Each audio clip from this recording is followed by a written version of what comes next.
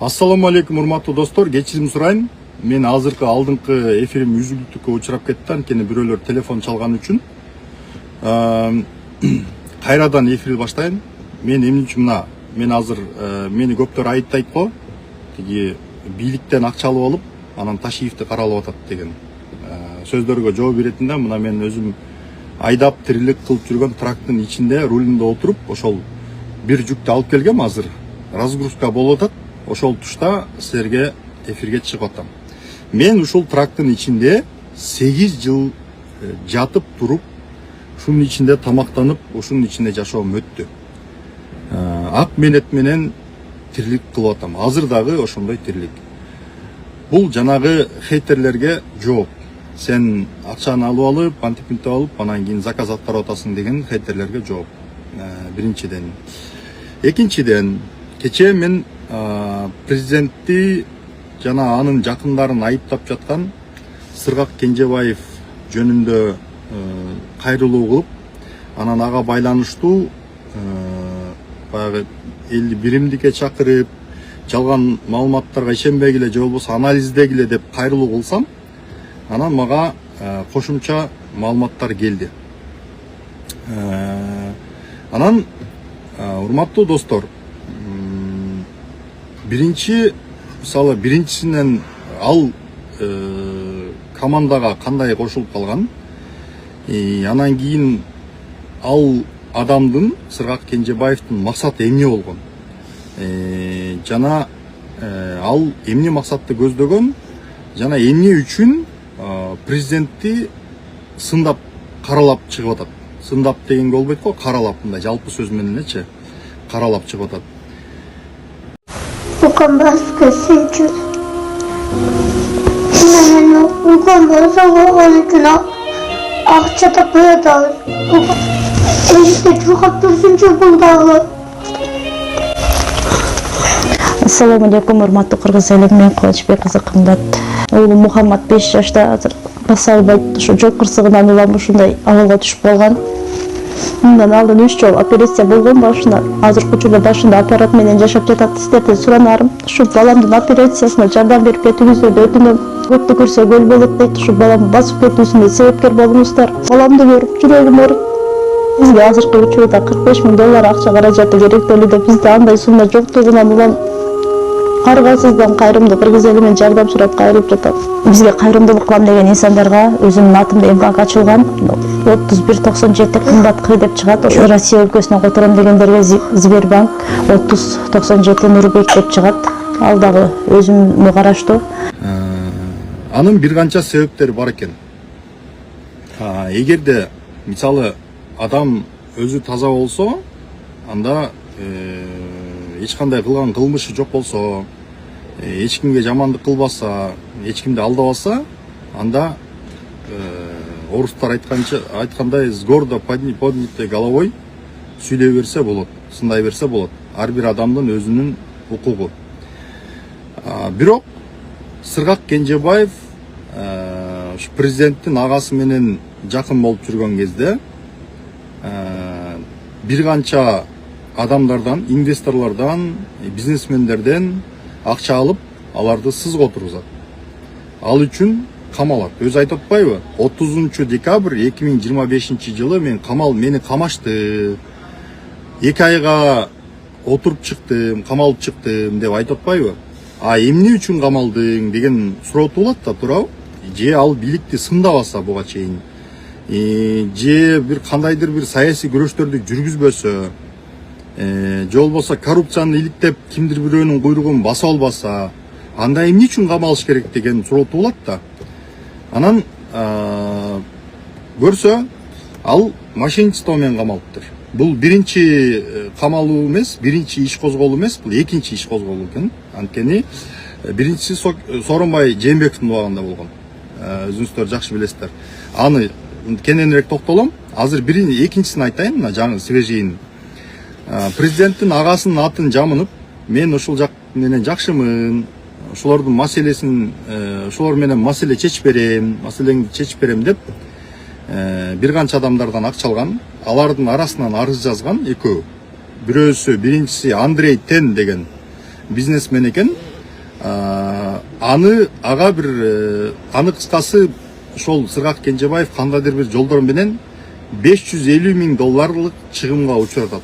Анан Андреевден ошол Сыргак Кенжебаевдин үстүнөн арыз жазат. Болбосо Андреевденди алып келип бул мыкты жигит экен, мыкты логистик экен деп тааныштырып ошол командага кошкон экен. Анан кийин экинчи Нургүл болбош керек эле жаңылбасам. Нургүл Матисакова деген аяшы классташынын, кара чечекей классташынын жубайы нан $150,000 акча алат. Маселеңди чечип берем, мен өйдө жактагылар менен жакшымын деп, маселени чечип берем деп акча алып туруп, атын сатып, анан кийин ал дагы арыз жазат. Маселемди чечпей койду, акчамды алып бербей койду деп. Анан кийин МВД камайт муну. Ички иштер министрлиги иш козгоп камайт. Ошол 30 декабрда 2025 жыл камаптыр. Иш козголуп камалып чыгыптыр да кыскасы. Анан тиги ушерттерин төлөгөн билбейм, ал детальдарын биле алган жокмун. Кыскасы ушундай экен. Анан таарынып калганынын, өчөшүп калганынын бир мындай бир олуттуу себеби бар экен да. Бул эми азыркы учурдагы мошенничество боюнча. Мошенничество в особо крупном размере деп иш козголуптур. Эми экинчи факты бул жалпыга белгилүү маалымат. Бул 2019 жылы ал кезде мурдагы депутат Ширин Айтматованын күйөөсү болуп турган кезинде Ширин Айтматовага байланыштуу мени камады деп атпайбы?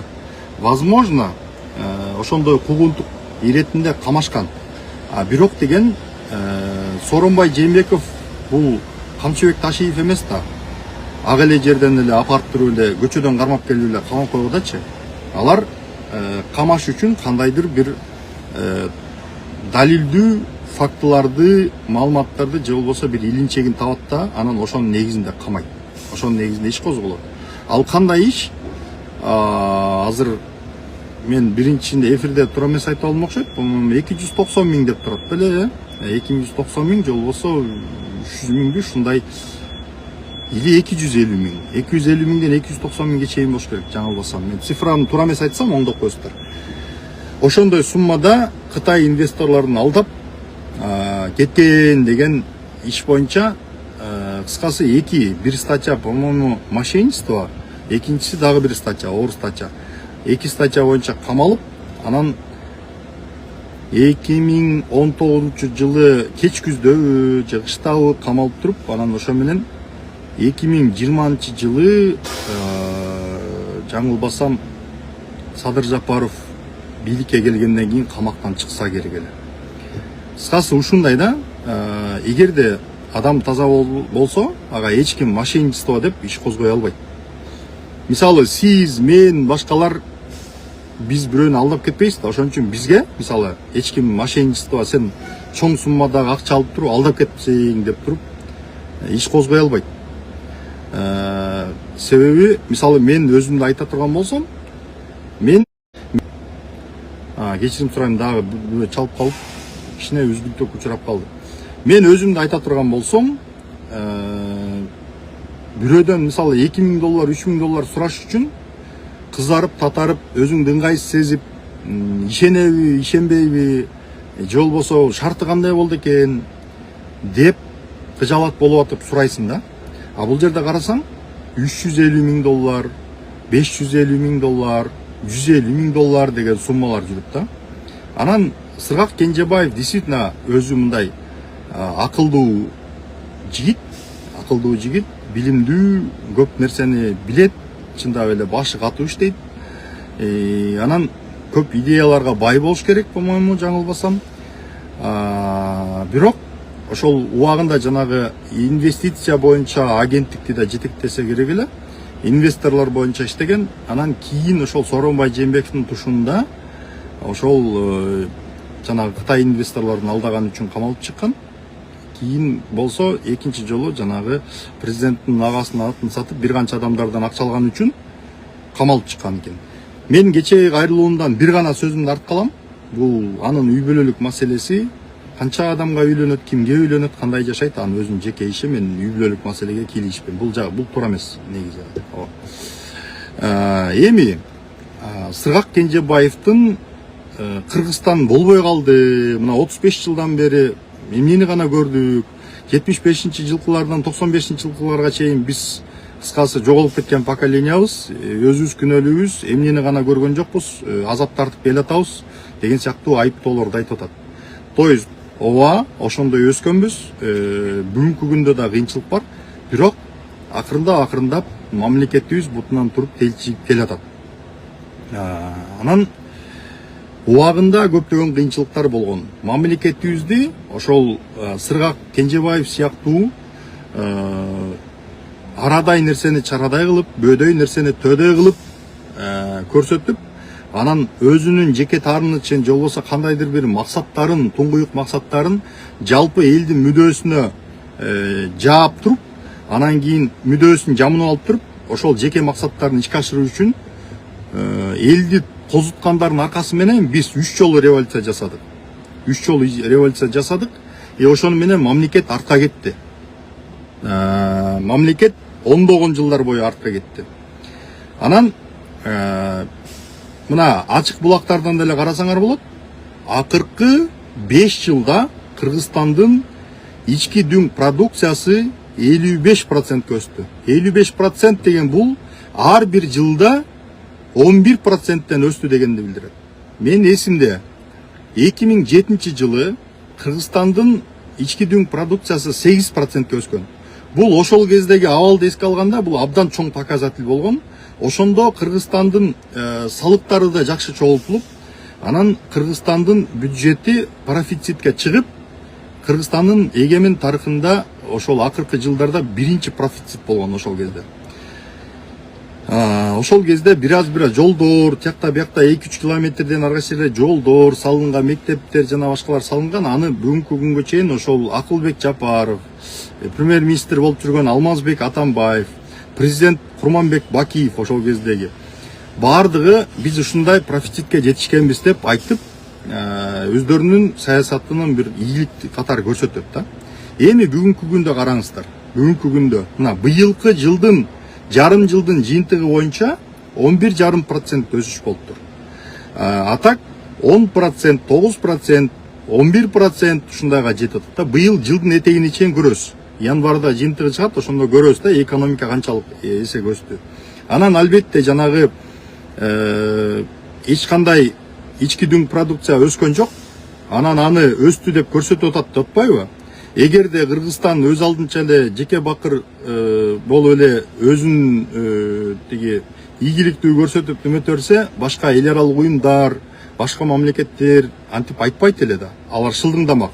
Булар кичине айнып калыптыр депчи. Дүйнө жүзүндө ички дүң продукциянын өсүшү боюнча дүйнө элдеринин, жалпы дүйнө элдеринин то есть дүйнөдөгү мамлекеттердин 192 мамлекетпи, ошонун бүт маалыматтарын эл аралык валюта фонду МВФ, дүйнөлүк банк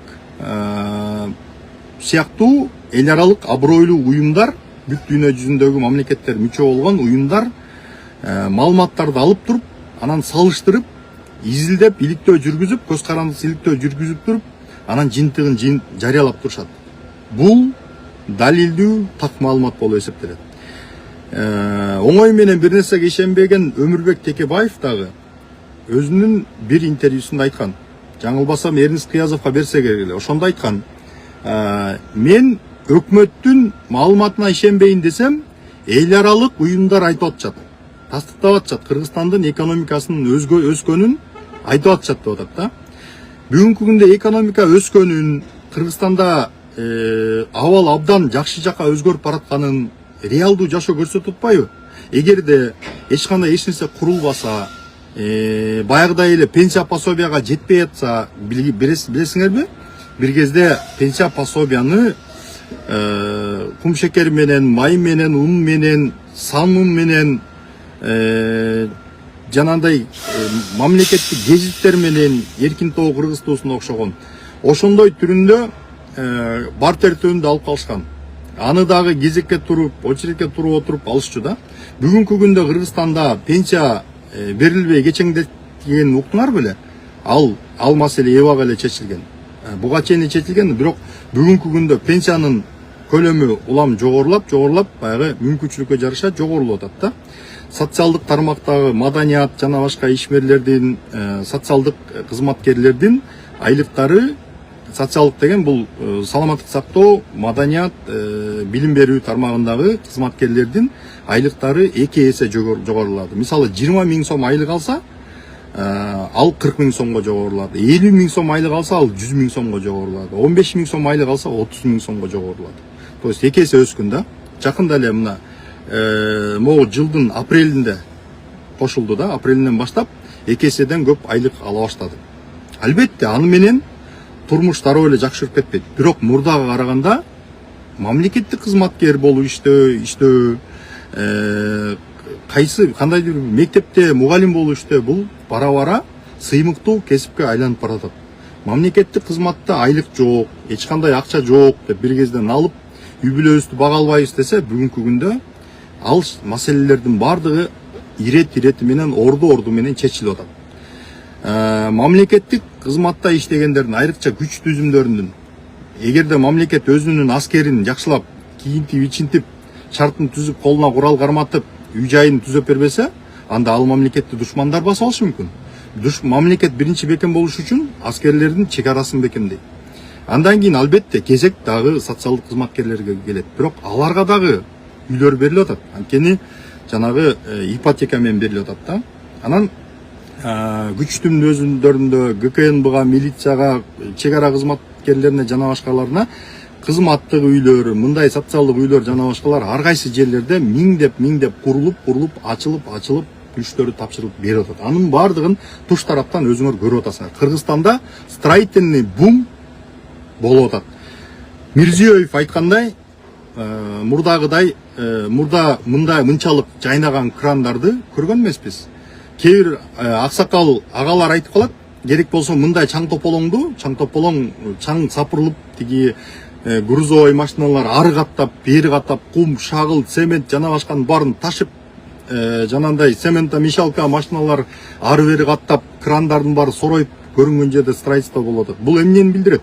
Бул акча бар, мамлекет иштеп атат, экономика көтөрүлүп атат, мамлекет ошону өнүктүрүп атат, мүмкүнчүлүк түзүп берип атат, шарт жакшырып атат дегенди билдирет да. Мунун баардыгы эмне? Бул жок нерсеби? Же абабы?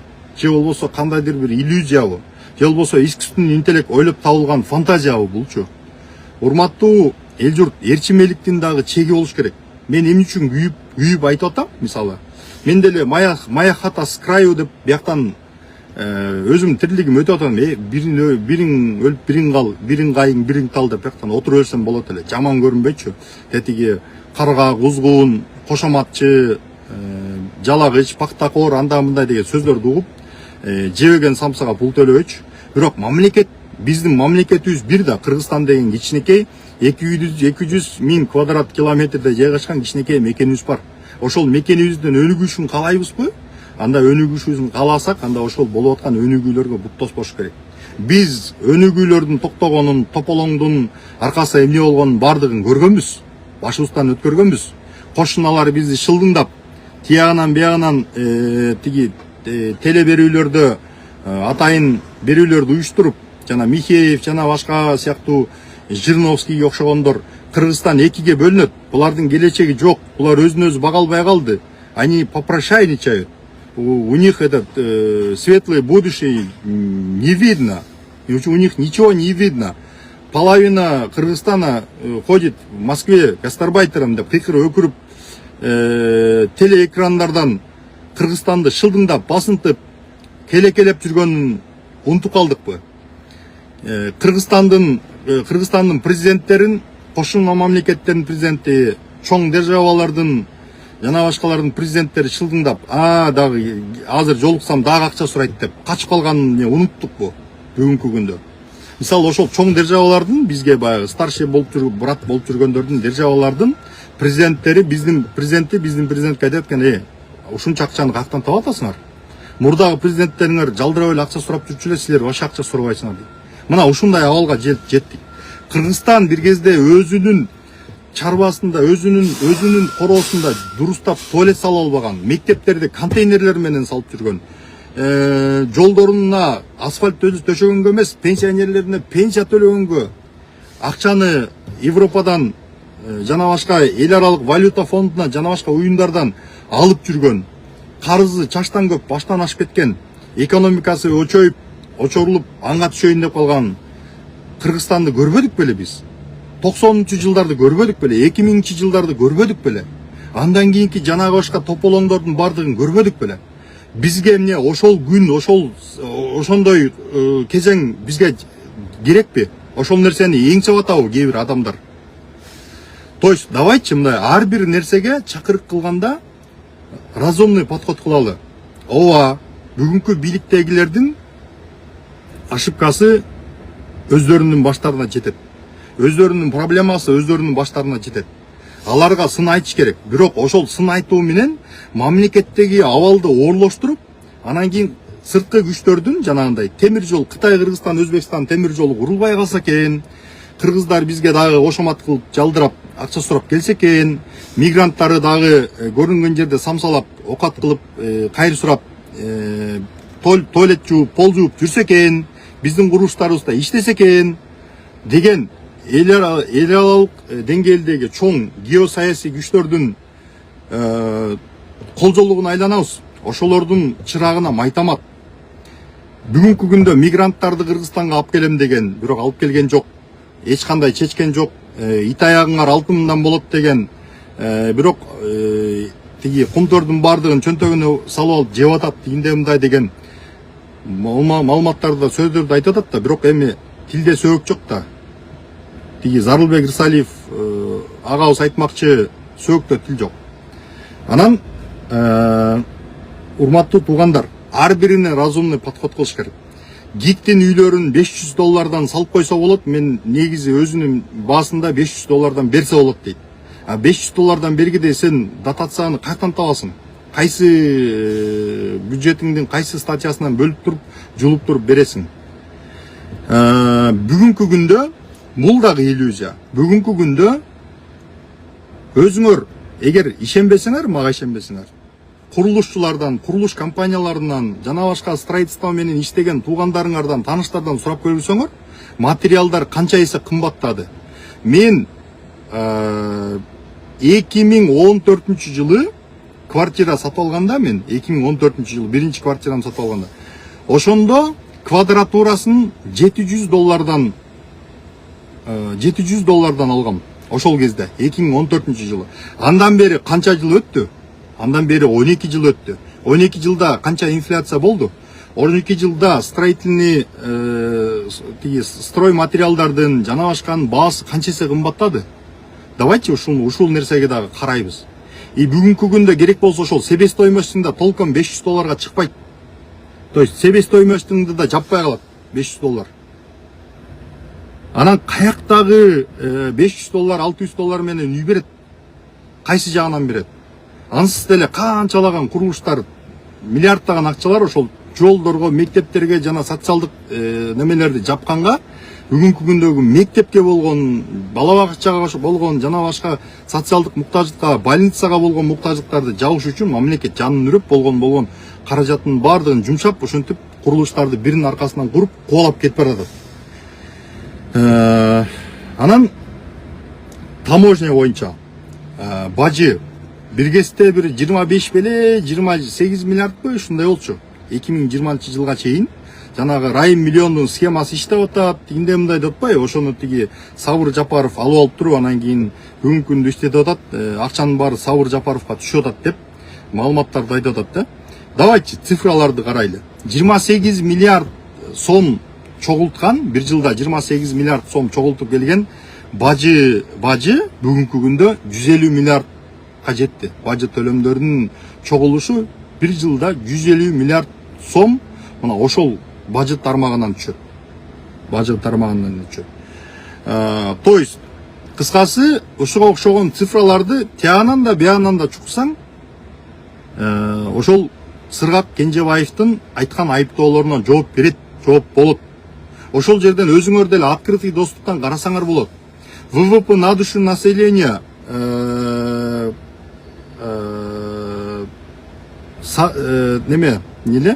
ВВП на душу населения экономикага карата, то есть тышкы карыз, внешний долг Кыргызстана тышкы карыздын менен ВВПнын катышы экөөнүн ортосундагы айырма мурда кандай болгон, 2020 кандай болгон, азыр кандай болгон, ушунун баарын салыштырыш керек да. Мындайча айтканда Кыргызстандын гос долгу ички карыздар менен компанияларга болгон карызы менен тышкы мамлекеттерге жана эл аралык уюмдарга болгон мамлекеттин карызын жалпы баарын кошкондо ВВПнын 42%-ын түзөт. Мисалга ала турган болсок, ошол эле гос долг Грузиянын гос долгу мен 2024 жылы караганда, 2025 жылы жайда караганда 75% түзгөн. То есть Грузиянын ички тышкы карызы биригип ВВПсынын 75%-ын түзгөн. Ал эми өнүккөн өлкөлөрдө 120, 130, кээ 180%-ке чейин жетет. Японияныкы 180%. Мисалы, аларды албетте алардын шарты бөлөк. Бирок бизге окшогон мамлекеттерде ошол тышкы карыздын, мамлекеттик карыздын өлчөмү ички дүң продукциясынын 60%-нен ашканга болбойт деген эл аралык уюмдардын жана МВФтин жана башкалардын, болбосо банкрот болуп каласыңар, карызыңарды төлөй албай каласыңар, анын ичинен карызыңардын 50%-тен ашыгы бир мамлекеттен болбош керек деген бир параметрлерди сунуштаган. Бүгүнкү күндө даже Кыргызстандын президенти мына кече жакында Кабминдин төрагасы Адылбек Касымалиев айтты, мына Кыргызстандын тышкы карызынын ВВПга болгон катышы 50%-тен ашпасын деп президент тапшырма койгон. Биз ошого жеткен жокпуз.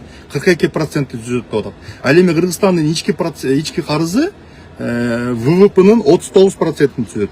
То есть мунун баардыгы, мен мунун баарын ойлоп таап аткан жокмун. Мунун баардыгы ачык булактарда, интернетте турат маалыматтар. Мына ушул нерсенин өзү эле жооп болот. Салыштырмалуу айтсак, өзүбүздүкүн ала турган болсок, 90-жылдарда улам чалып атышаттар кимиси. Так.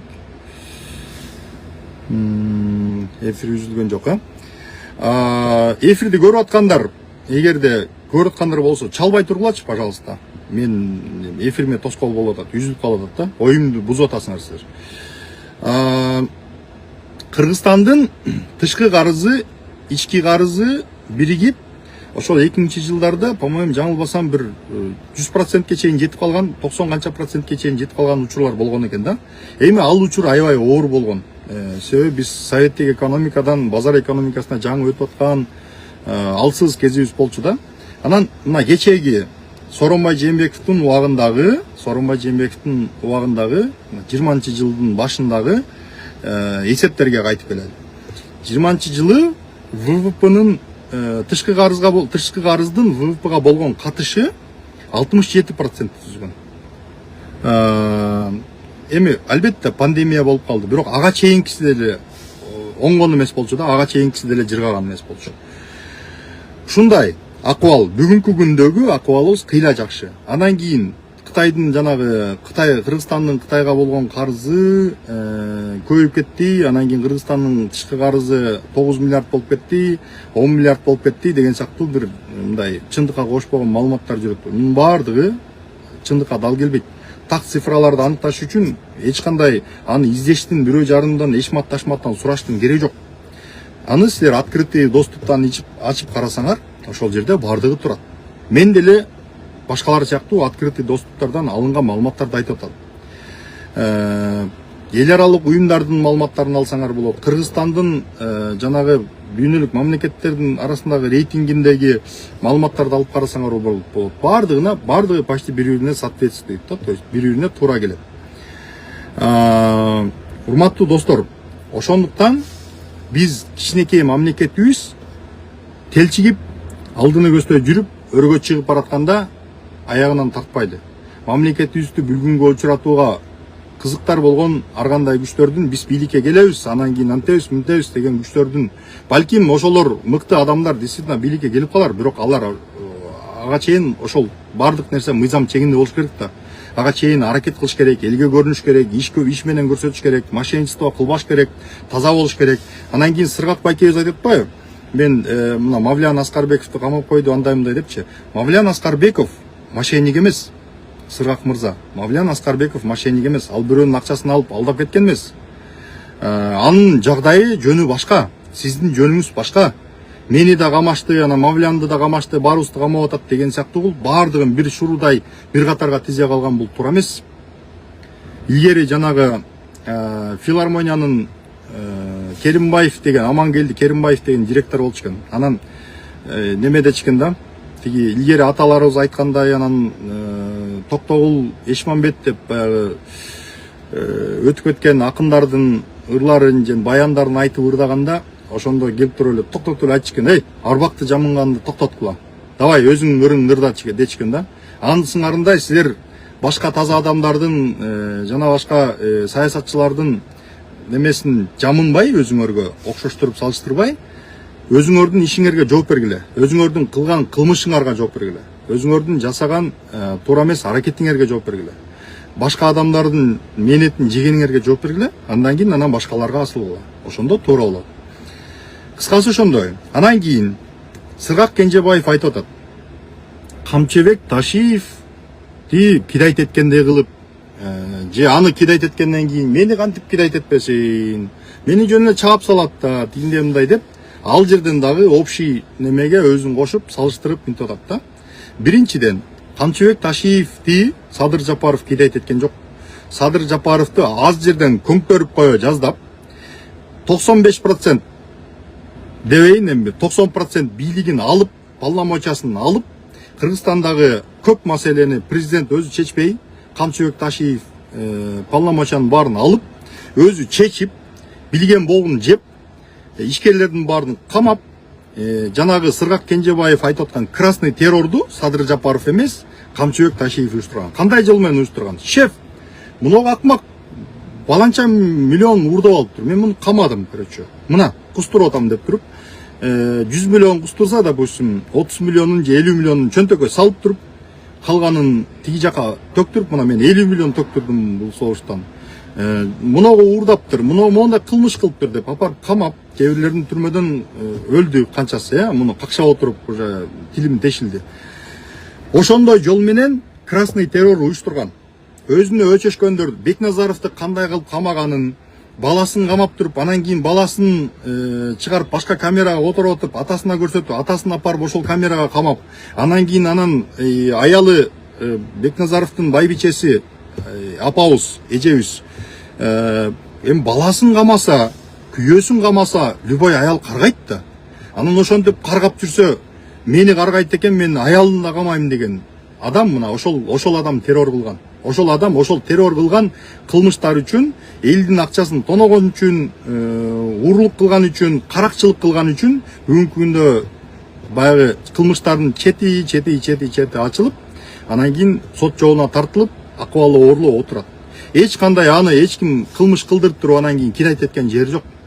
Анын баардыгын ал киши өзү чуркап жүрүп, жанталашып, мен бийликке келем, мындан кийин дагы сазайын берем, дагы пачагын чыгарам деп, таймурасы болсо, атам 10 жыл президент болот, Борборду Манаска көчүрөбүз, анан кийин Барпыда резиденция болот, анан атам 10 жыл болгондон кийин мен президент болом, мен бийликке келем деп, атасына таянып алып туруп, таймурасы баш болуп, бардыгы шайырбеги төш болуп, бүттүгү ар кимди тоноп, билген болгун жеп, аморальный бир ар кандай действиялардын баарын жасап, кылмыштарды кылып, элдин мүлкүн, акчасын тоноп, Кыргызстандагы инвестиционный климатты түйүнө түшүрүп, абалды начарлатып, ошентип, ошондой толгон токой миллиондогон кылмыштардын баарын жасап туруп, анан кийин оңкосунан түшкөн Камчыбек Ташиев.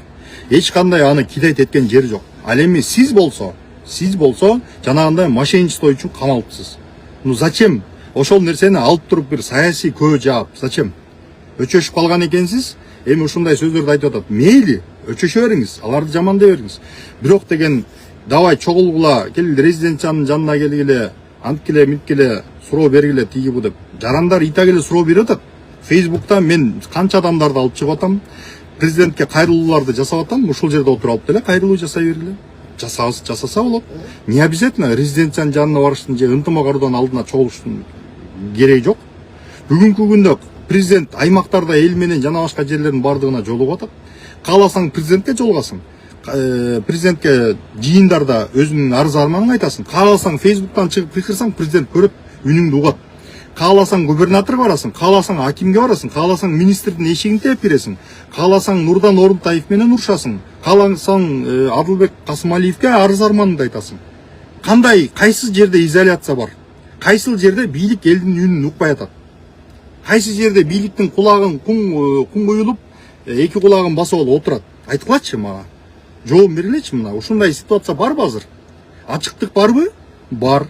Бийлик ошол интернеттеги маалыматтардын бардыгына көңүл буруп карап атабы? Карап атат. Президент көп нерседен в курсеби? В курсе. Маалыматы барбы? Бар. Дальше эмне керек? Албетте, сөз эркиндигине жана башка нерселерге мен дагы каршы эмесмин. Биз дагы ошол сөз эркиндиги, демократия деп жүргөнбүз. Бирок бүгүнкү күндө ошол нерсени жамынап алып туруп, сөз эркиндигин жана башканы жамынап алып туруп, анан кийин Кыргызстан эптеп туңгуйга кетсе экен, ушул бийлик көмкөрүлүп кетсе экен, анан кийин эртең биз келсек экен деген күчтөр болуп атпайбы? Маселенин баары ошол болуп атпайбы? Просто айтпайын десе, жаның кашайат да. Жананча өнүгүүлөр турса, жана канчалаган курулуштар жүрүп атса, мамлекет телчигип алдыны көздөй кетип атса, анын баарын дүйнө жүзү, эл аралык коомчулук, кыргыз эли көрүп турса, анан ошондо дагы ошонун баардыгын көө жаап, акты кара, то есть акты деш керек, караны кара деш керек. Анан акты кара дебеш керек да, кызылды сары дебеш керек. То есть ошентип чаташтырып, элдин башын айлантпаш керек. Анан кийин Кыргызстандын аброю калбай калды, кошуналардын менен мамилебиз начар, аброю начар деп атат. Кайсы жерден көрдүңүз? Аброюбуз начар учурлар болгон, кошуна президенттер менен биздин президенттер тирешип, кыйкырышып, өкүрүшүп, бири-бирин тиги каралаган учурлар болгон, Атамбаевдин абалында болгон. Кийин даже ошол жана агрессия кылып Кыргызстанга согуш ачып аткан Тажикстандын президенти да бүгүнкү күндө биздин президент менен мамиледи. Даже ошол менен, Рахмон менен дагы мамилесин оңдоп алды бүгүнкү күндө Садыр Жапаров. Башкасын айтпай эле коеюн, Токаев, башкаларын айтпай эле коеюн. Балким айрымдарынын ичинде кандайдыр бир башкача максаттары бардыр, бирок деген эл аралык карым-катыш жакшап алды да азыр. Мисалы, Кыргызстандан бардым дегенде мындай гордо поднятая головой, башыңды шылкытпай, өзүңдү ыңгайсыз сезбей барасың да. Мисалы, мен Казакстанга барганда мурда, президенттериң кандай жүрөт, качып кеткен президенттериң деп сөздү алыстан баштаганда мен мисалы башымды шылкытып отуруп калчумун. Анан бүгүнкү күндө Кыргызстанда болуп аткан ийгиликтерди алар да көрүп атат. Ийгилик жөн эле асмандан түшүп калбайт. Ийгилик акырындап келет. Керек болсо, ошол жанагы Европанын түбүндө жашаган, 2004-жылы Евросоюзга кошулуп кеткен, Европа менен чектеш жашаган Прибалтика өлкөлөрү дагы, керек болсо чыгыш Европа өлкөлөрү дагы дүрт эткен, шереңке чаккандай болуп туруп өнүгүп кеткен жок. Алар дагы канчалаган мондай процесстердин баарын башынан өткөрүп, канчалаган бийлик алмашууларды жана башкаларды өткөрүп, анан ошентип алдыга жылып баратышат. Керек болсо Польша, жанагындай Румыния сыяктуу өлкөлөр дагы деле көптөгөн кыйынчылыктарды башынан өткөрүп атат бүгүнкү күндө. Парламентаризм боюнча көптөгөн немелер, мындай келишпестиктер, ыңгайсыздыктар, же болбосо бийликти кандайдыр бир узурпациялоо максатын көздөгөн саясий аракеттер керек болсо, жанагы Прибалтика өлкөлөрүндө дагы кездешет бүгүнкү күндө. Ошол парламенттик системанын дагы ошол жерде көптөгөн катасы көп. Ал эми бизде болсо 10-жылы парламентаризм деген бир уродливый системаны киргизип Кыргызстанды тоноштуго, бир топ келди дагы, целый бир топ келди дагы, мамлекетти каалагандай калчап, тиги коалиция, бул коалиция, тиги партия, бул партия, айыл өкмөттөргө чейин бөлө алышпадыбы? Областтарды, райондордун бардыгын, керек болсо мамлекеттик гезиттерге чейин бөлө алышпадыбы? Эркин тоону сен аласың, Кыргыз тууну мен алам, КТРди баланча алат деп бөлүшө алышпадыбы? Ушунун баарын унуттукпу? Областтарды бөлүштүк, губернаторлорго чейин бөлө албадык беле? парламентаризмди ушундай түшүнүп Кыргызстанды туңгуюкка кептеп кое жаздап, оңкойлуктан түшүп аз эле жерден калганда мына 20-жылдагы бийлик алмашуу болду. Ушунун бардыгы биздин көз алдыбызда өткөн, ошону көргөн, ошонун баарын башынан өткөн адамдар бүгүн деле жашап атат. Баарыбыздын өмүрүбүз узун болсун. Бирок деген артка кылчайып, кечеги күнүбүз кандай эле, бүгүнкү күнүбүз кандай эле, эртеңки күнүбүз кандай болот деп мындай бир жакшылап мындай таразалап, ошондой бир парасат менен иш кылалы.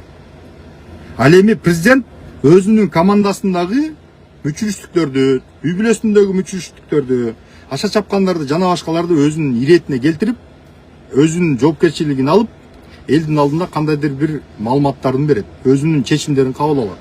Ага ал кишинин эрки дагы жетет, ыйгарым укугу дагы жетет, күчү дагы жетет. Ошондуктан баарыбыз мамлекет биринчи кезекте мамлекетчил бололу. Казакстанда Ермухамед Дертисбаев деген саясатчы бар. Президент Нурсултан Назарбаевдин, биринчи президент Нурсултан Назарбаевдин көп жыл жардамчысы болуп иштеген. Учурда саясий партиясы бар. Ошол кишини дагы айыптап, сен ушу Назарбаевди 30 жыл мактагансың, дегенде мындай деп тиги айыпташыптыр. Анан ошондо жооп бериптир. Я государственник, мен ар бир сөзүмөн танбайм. Ошол кезде ооба мактагам, айрым жерлеринде сындагам, бирок көпчүлүгүндө мактагам. Ошол нерселерден танбайм, анткени мондай деп аргументти келтириптир да. То есть биринчи кезекте бардыгыбыз государственник бололу. Мен дагы жаш болгом бир кездечи. Мен дагы жаш болгом, кызуу камдуулук алдыргам, кандайдыр бир күчтөрдү ээрчигем. Ошол аракеттерим үчүн өзүнүн убагында өкүнгөм. Мамлекеттин мондай бир кичинекей болсо дагы бир миллиондун биримин албетте. Бирок мамлекеттин ушундай абалган түшүп калышына, мондай тополоңдун үстүнө чыгышына менин да кандайдыр бир салымым болду, ийнедей болсо да салымым болду деп өкүнүп калган учурларым болгон.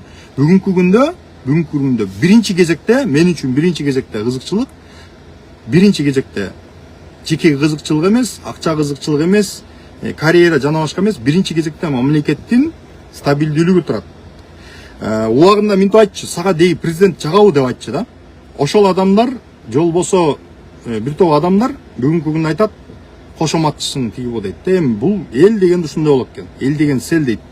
Бири мындай сүйлөсө, бири тигиндей сүйлөйт. Бирок коом алдында, эл алдында калыс сөзүбүздү айтып, билген маалыматыбыз менен бөлүшүш, ошол бизге окшогон активдүү жарандардын милдети.